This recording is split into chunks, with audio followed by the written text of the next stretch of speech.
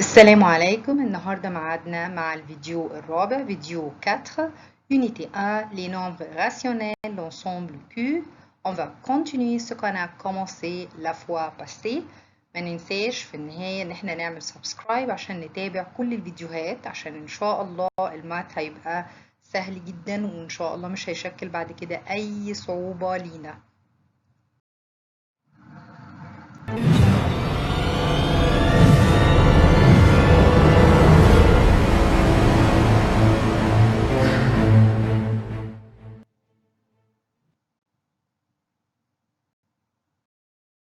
Bonjour, la fois passée, on a commencé à expliquer la comparaison et l'ordre dans Q.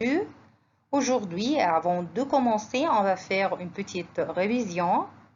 On a su qu'on a trois cas. Premier cas, si on a même dénominateur comme exemple A, qu'est-ce qu'on va faire? On regarde en haut le grand et le grand. 3 est plus grand que 2, alors 3 cinquièmes est plus grand que 2 cinquièmes.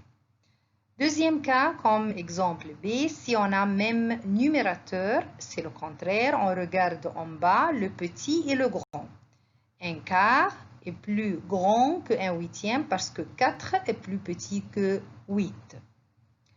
Numéro C, au troisième cas, si tous sont différents, 2 septièmes et moins 3 sur 14, qu'est-ce qu'on va faire? On a deux méthodes. Première méthode, c'est utiliser les ciseaux. On va faire quoi? 7 fois moins 3 me donne moins 21 et c'est un nombre négatif. 14 fois 2 me donne 28 et c'est un nombre positif. Et tous les nombres positifs sont plus grands que tous les nombres négatifs, alors 2 septièmes est plus grand que moins 3 sur 14. Deuxième méthode, c'est si on utilise le PPCM.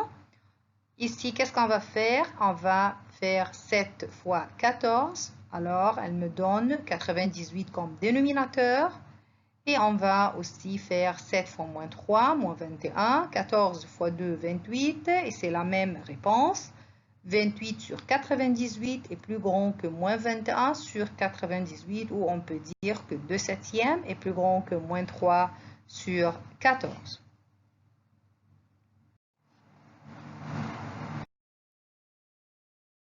Aujourd'hui, on va expliquer cette question parce que cette question est très importante. Mais le signe convenable, plus grand ou plus petit ou égal. Numéro 1, on a la valeur absolue de moins un quart et la valeur absolue de un tiers. D'abord, avant de comparer entre les deux nombres, on doit chercher la valeur absolue de deux fractions. Qu'est-ce que ça veut dire la valeur absolue? On a expliqué ça. La valeur absolue, c'est trouver la valeur positive d'un nombre.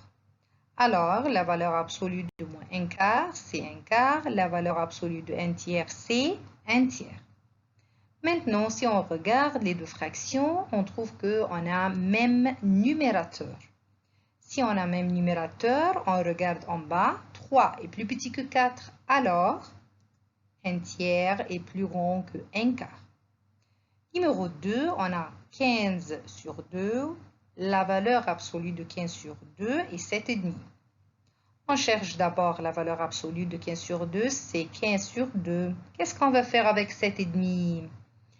Est-ce qu'on peut comparer entre deux choses différentes؟ هل أقدر أقارن ما بين حاجتين مختلفتين؟ لا طبعا. يا إما يكون عندي deux fractions يا إما يكون عندي اتنين nombres fractionnaires. 15 sur 2 c'est une fraction. 7,5 ده nombre fractionnaire. ما أقدرش أقارن الأورانج بالبنان. يا إما أحول الفراكسيون لنومبر فراكسيونير يا إما أحول النومبر فراكسيونير لفراكسيون. طيب أنا هنا اخترت إن أنا أحول النومبر فراكسيونير لفراكسيون. كومون؟ بعمل 2 fois 7 me donne 14, puis 14 plus 1 me donne 15. يبقى عندي 15 sur 2. يبقى كده بقى عندي 15 sur 2 و 7,5 طلعت égal à 15 sur 2. يبقى les deux fractions sont égales. ممكن أستخدم الطريقة التانية إن أنا أحول الفراكسيون لنومبر فراكسيونير. طب إزاي؟ بعمل 15 divisé par 2. بعمل division كده على الجنب وبيطلع لي هنا النمبر فراكسيونير اللي 15 sur 2 وبقدر أعمل comparaison entre les deux nombres fractionnaires. Numéro 3. Nombre rationnel positif et 0. N'importe quel nombre positif. احنا عرفنا ان الزيرو est plus grand que tous les nombres négatifs, mais il est plus petit que tous les nombres positifs. يبقى نفس الكلام. Nombre rationnel positif est plus grand que 0. Numéro 4, on a ici 3,2 et 1 sur 2. On a un nombre décimal et on a une fraction. C'est la même question ici. Comment on peut comparer entre deux choses différentes? Dans cette question, on a 3 méthodes. هنا أنا ممكن أستخدم أي طريقة من الثلاث طرق. مش دايما بيبقى ينفع ان انا اقدر استخدم اي طريقة من الثلاثة، بس هنا انا هشرح الثلاثة عشان نبقى عارفين ايه الحاجات اللي ممكن ألجأ لها قدام اي مسألة تقابلني. Première méthode، اول طريقة ممكن استخدمها ان انا احول الفراكسيون لنومبر ديسيمال. C'est très facile. Avant de commencer لازم ابقى انا عارفة ان الريبونس المفروض هتطلع ان 3,2 est plus petit que 1 sur 2. احنا هنشوف دلوقتي ليه، ازاي عرفت. عندي هنا ال 1 sur 2 أنا هحولها لنمبر ديسيمال. طب إزاي أحول fraction لنمبر ديسيمال؟ Je dois regarder en bas. Je dois regarder le dénominateur. لازم الدينوميناتور يكون 10 أو 100 أو 1000 أو 10,000. طب لو مش هو أي حاجة من دول يبقى أنا لازم أخليه حاجة من دول. لازم أخليه 10 أو 100 أو 1000 أو 10,000 أو whatever. فبعمل إيه؟ ici عندي 2. يبقى بعمل 2 fois 5. طب لو عندي 4 لو نفتكر أعمل 4 fois 25. طب لو 8 أعمل 8 fois 125 لأن 2 fois 5 me donne 10. لو كان 4 يبقى 4 fois 25 me donne 100. طب لو 8 fois 125 me donne 1000. هنا عندي 2 فعملتها 2 fois 5 me donne 10. وطبعا طالما عملت تحت فوا 5 يبقى en haut كمان يبقى فوا 5 هيبقى 55. 55 sur 10 c'est-à-dire chiffre واحد بس après la virgule يبقى 5,5. كده أصبح الاثنين عندي nombre décimaux 3,2 و 5,5. Quand je dois comparer entre les deux nombres je regarde le nombre أو le chiffre avant la virgule. يعني ببص الأول على ال 3 وال 5 ما ببصش بعد الفيرجول إلا لما يبقى الرقم اللي قبل الفيرجول زي بعض. يعني لو كان 3 و 3 5 و 5. إنما هنا عندي 1 3 و 1 5 خلاص يبقى ال 5 اللي تكسب يبقى 5,5 est plus grand que 3,2. Deuxième méthode إن أحولهم الاثنين لنمبر فراكسيونير. عندي 3,2. طب إزاي أخليها نمبر فراكسيونير؟ C'est très facile. ال 3 هي النمبر الانتي والفيرجول 2 ده شيفر واحد après la virgule يبقى معنى كده دي 2 sur 10. 1 sur 2. طيب ازاي احول الفراكسيون لنمبر فراكسيونير؟ بعمل ديفيزيون. بعمل ال 11 divisé par 2 طلعت لي 5 دمي. maintenant c'est facile بس انا عندي هنا 3 2 sur 10 واحدة 5 دمي.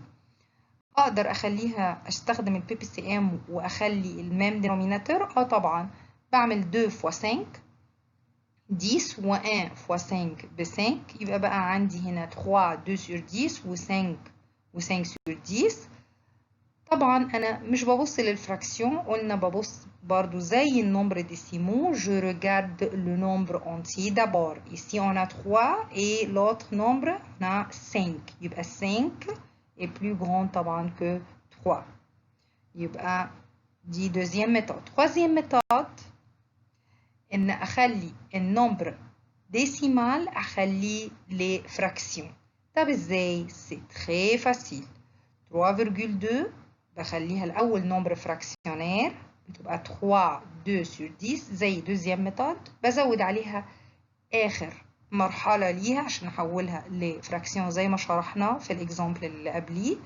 بعمل 10 fois 3 me donne 30. 30 plus 2 me donne 32. بقى عندي 32 sur 10. طيب هنا ال 11 sur 2 و الرقم الأولاني 32 sur 10 طبعا ما أقدرش أقارن دول تو سون ديفيرون لا ميم نيميراتور ولا ميم دينوميناتور بستخدم على طول البي بي سي ام. بعمل هنا 2 fois 5 عشان يبقى ميم دينوميناتور يبقى 10 للاتنين فبيبقى 10 و 11 fois 5 55 يبقى 55 sur 10. Maintenant je peux comparer entre les deux nombres. 55 sur 10 طبعا 55 sur 10 est plus grand que 32 sur 10. دول التروا ميثود اي واحده فيهم اقدر ان استخدمها. هي الفكره كلها اني لازم يبقى عندي نفس الحاجه يا اما 2 نمبر ديسيمو بقارن بينهم او 2 فراكسيون او 2 نمبر فراكسيونير.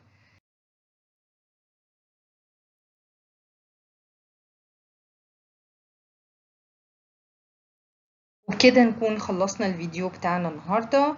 J'espère que vous avez compris. On se rencontrera la prochaine fois. Au revoir.